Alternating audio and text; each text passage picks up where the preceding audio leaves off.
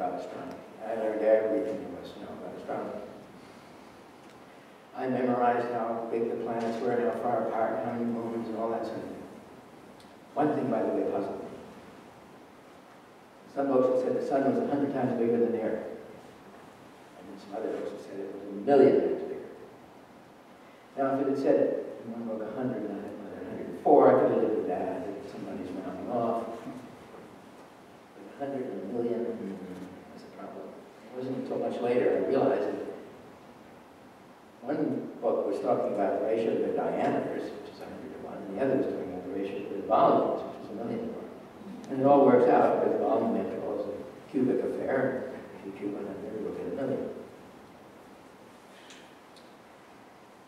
So what I had astronomy sucked. I knew so much about astronomy that when I was in general science class in 7th grade, the teacher acknowledged that I knew more about astronomy than he did, so he let me teach the class. Yeah, my first teaching job.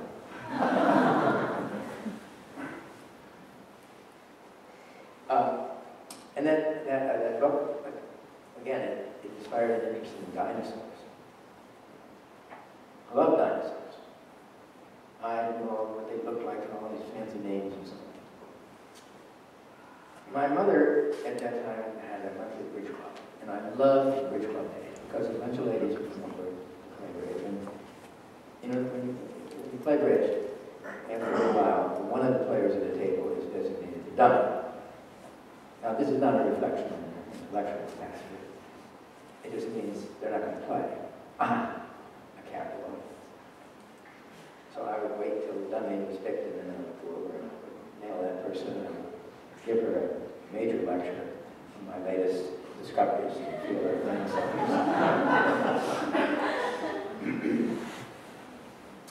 Then there was chemistry. When I was in 11th grade in Illinois, I took a course in chemistry from Mr. Weller, who, by the way, was one of the most remarkable educators that I had in my entire youth. It was a mutual admiration society. He thought I was a very bright student. Told my mother, in fact, that I should become a chemist. And if I didn't, I should be taken out and shot at sunrise.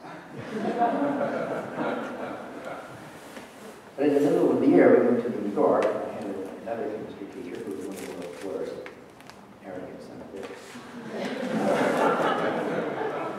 And so, that together with the fact that I was now safely out of the range of Mr. Weller's firearms, allowed me to take a more balanced view of chemistry. I did want to give it another shot in college. Professor Ralph Beebe took a chemistry course in him called Quantitative Analysis and Chemical Equilibrium. Now, I know what quantitative analysis is, I probably did beforehand, and I know what chemical equilibrium is, but I don't know what they have to do with each other. I kept waiting for him to tell us. The whole semester went by. And some days he'd talk about quantitative analysis, and some days he'd talk about chemical equilibrium, and never the twain met. Deep down, I secretly believe he just thought both topics were kind of fun, and neither of them was worth a whole course. So he decided to do both.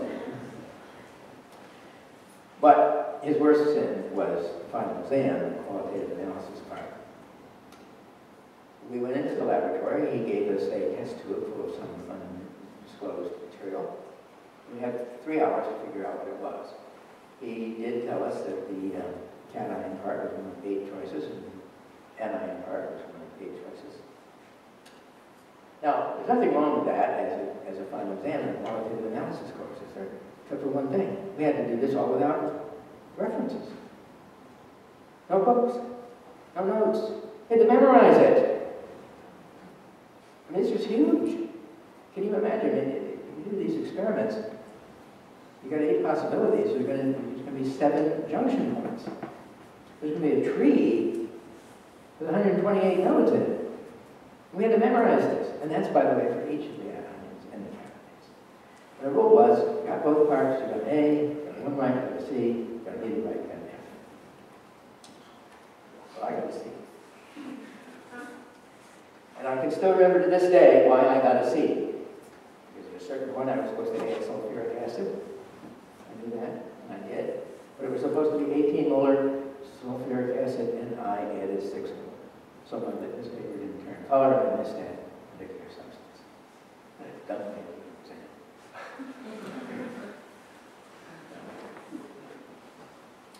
Oh yeah, I could have been an engineer. That might be interesting. In fact, I went to Amherst because at that time they had a 3-2 program with MIT. You go to Amherst for 3 years, and you go to MIT for 2 years, and you wind up with a Bachelor of Arts degree from Amherst and a Bachelor of Science from MIT.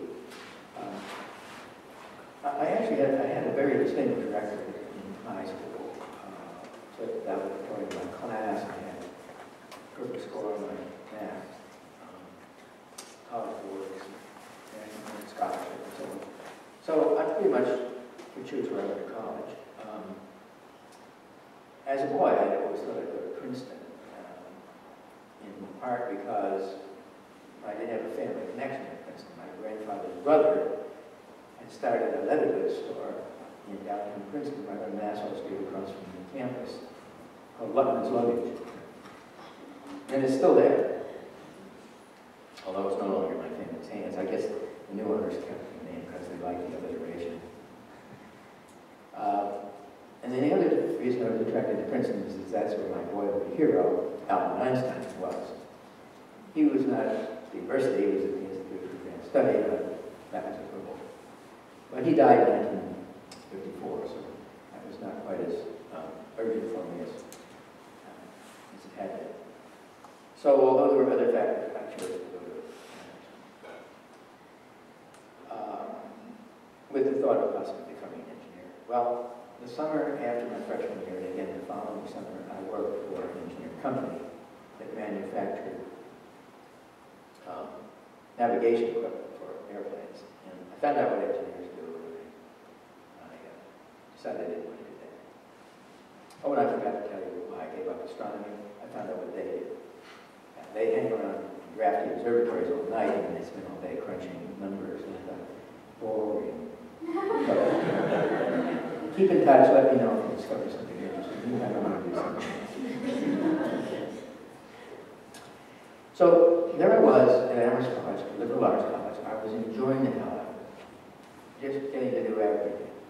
You could study French existential novels, or Renaissance art, or geology, or Shakespeare, or economics, or music, all kinds of things. I was having such a good time, I just wanted to be a generalist. But the college said, you gotta have a major. And you gotta have it. Okay, so I'll pick the closest thing to no major at all, which for me was math. Now, a lot of people are surprised to hear that. Who picks math as the easiest possible major? Well, admittedly, I have some talent for math. The problem was also that, to be honest, the math program at Amherst at that time was very weak. It was too easy. I didn't know this because I had nothing to compare it to. And I hate to say this because I really admire what happened to me at Amherst. I think it was a marvelous experience. I can safely say that after 4 years at Amherst, I had the finest high school education in the world. and that's not a put down bad high schools. The trouble with the math program was it was very formal. There was no history, there was no biography, there were no applications, there were no connections, very dry. Definition of proof over and over again. It was so easy, I could do my homework in half an hour a night and then go off and do something I really wanted to do, say my paper on the Russian Empire or figuring out what Zarathustra spake.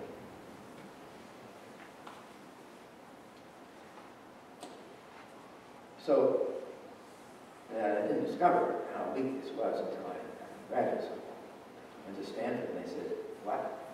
You have a undergraduate degree in mathematics and you don't know what a matrix is? Some of you don't know what that means, but believe me, you should know what a matrix is if you have a math degree. In any case, there I was. I graduated from college with a degree in mathematics without ever actually deciding that I wanted to be a mathematician. So now what? Well, I certainly didn't want to go to work, so I went to graduate school. decided I had a PhD in mathematics. At that point, I had to get work. Now, well, there was a possibility of working for industry or government.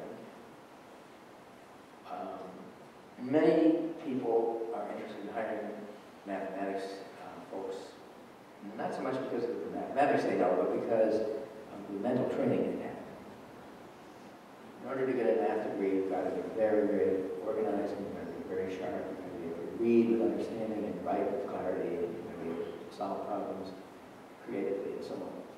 So whether you do any mathematics or not, it's not very important. But I kind of wanted, I liked universities. I wanted to stay at the university, so I decided to become a professor. But I still had something to decide. What kind of professor am I going to be? Am I going to be one who primarily does research, just doing teaching inside, or am I going to be primarily doing teaching and a little scholarship inside? You're in the former category, you go to an institution like Stanford or UC Berkeley, where mostly you're doing research. That's what you do. Publish or perish, you got to do it. You do some teaching, but that's not really high on the priority list. Or, if you're really interested in teaching, you can go to a place like Sonoma State. We teach twice as much here as they do at a place like Berkeley. And we're expected to do some scholarship, to stay trained in our field, contribute to our field, and so on, but basically we do teaching. Well, for me, there was no question. I wanted to teach. I figured on my deathbed, do I want to be remembered for some obscure theorem that only 5 people in the world have ever heard of? Or would I like to try to share the beauty and the usefulness of mathematics with a wide audience? No question. When I was in graduate school, I had a friend, who was a social friend, but he was also in the graduate program in hydrology. And he said to me one day, there's a famous man in our field that's coming into the campus to speak. He does a lot of mathematics. He's done some mathematical modeling of the problem of water flow in the wells, and you might find it of interest. Well, yes, I think I would find that of interest, so I went to talk. A man was from University of Iowa, I think, and he was very interested in the way water flows underground, in particular how it recharges wells. So he crafted this mathematical model, and he came up with an equation, and he found all the solutions, and it was all wonderful except for one thing. Mathematicians had known about this for 100 years. He had rediscovered the Bessel equation and the Bessel functions. And I thought to myself, this is really very sad, because this man is obviously very bright, a genius. He did all this by himself. But he didn't realize that mathematicians had known about this for a whole century. And at this point, a century and a half. And I thought, well, how silly it is. Mathematicians over here have solutions to people's problems. And here's the people over here with having problems. But they don't know that mathematicians have the solutions. And so it's almost as good as though nobody has a solution. Right? So I said, well, I'm going to help solve it. I'm going to become a teacher.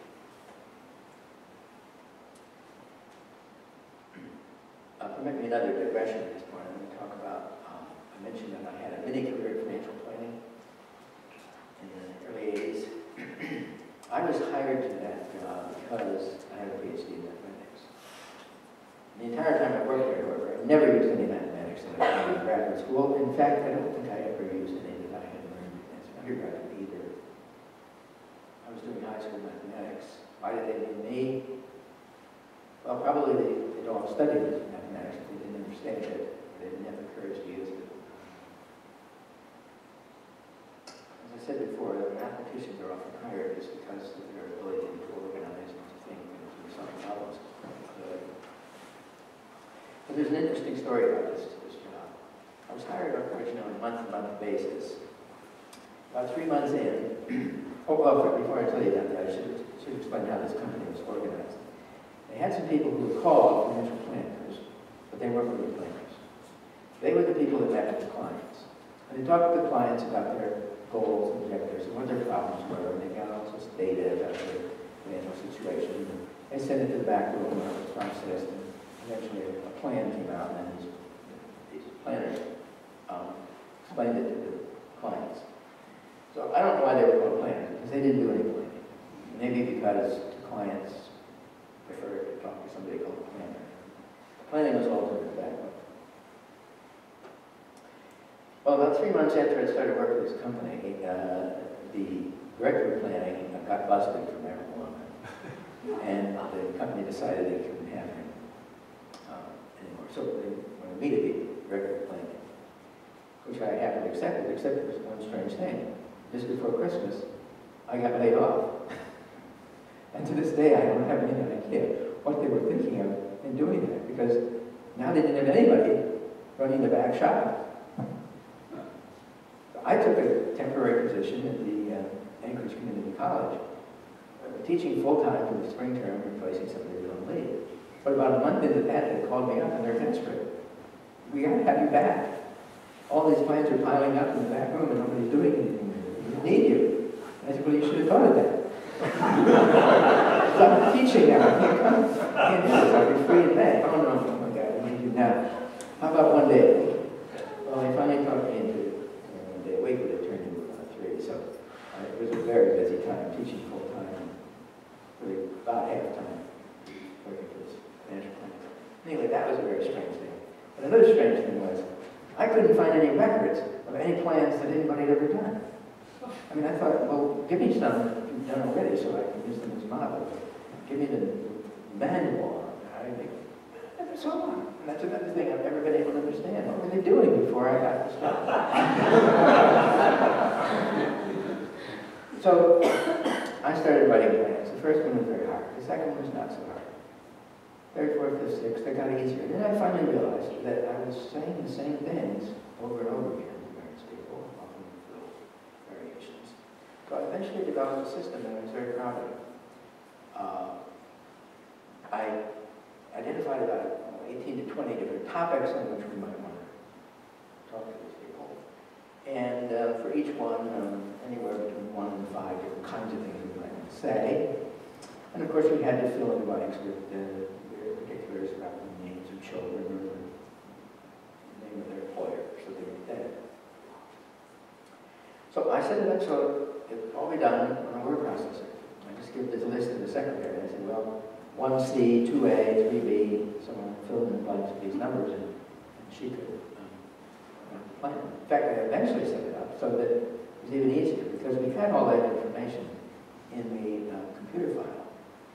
So I figured out how to get the word processor to work with the computer program, and blanks got filled in automatically. We could churn out a plan in half an hour. So we were using a computer program to do the financial analysis that we bought from a company in North Carolina, and it had a lot of problems. I kept finding mistakes. And every time I found a mistake, I dutifully notified. Never heard back. That was kind of rude after they had a mistake. Thank you for calling this to our attention. But I wouldn't have minded as long as they actually fixed the mistake. Well, they didn't. About every 3 months, we'd get an update, and they would change something, but they wouldn't fix the problems. Well, one day I discovered that their computer code was not locked. I really didn't find out what it was doing, so I printed all this stuff out, and then I could find out where the mistakes were, and I could fix it. The only trouble with that was every 3 months we'd get a new update, and I'd have to start all over again fixing the mistakes. Of course, the list got longer and longer.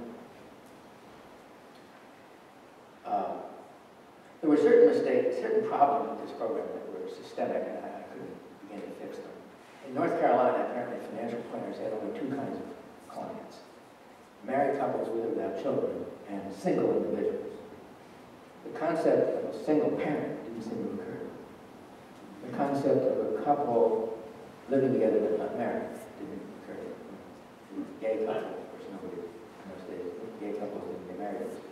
Or it could have been 2 brothers, or a mother and a daughter, or just 3 friends who decided to pool their resources. We couldn't accommodate these clients. That was one problem. The other problem was, and this is a very serious mistake for a financial planner to make, they assumed every receipt of cash was income, and every outlay of cash was an expense. Well, that's not true. You take out a loan, for example, you get cash, but it's not income. You've got maybe $5,000 more in cash than you had before, but you got a $5,000 debt too, the bottom line of the change. They're trying to make a code that. If we put it in as cash received, they assumed it was going to be that way for forever, and it was taxable, and it was going to affect your insurance and things like that. And if we didn't put it in, the cash flow would be over. And that's a problem because cash is a very important asset. It's liquid. It's what you use to pay your bills. You can't go down to the grocery store and say, I'm going to buy a stack of potatoes here, and I don't have any cash, but I'll tear off a little piece of my deed. So it occurred to me, maybe I should create my own financial plan. And about a month after it occurred to me, it occurred to the boss of the company. But realistically, I said, I don't think I can do that. And this would be a multi-year project for a team of programs.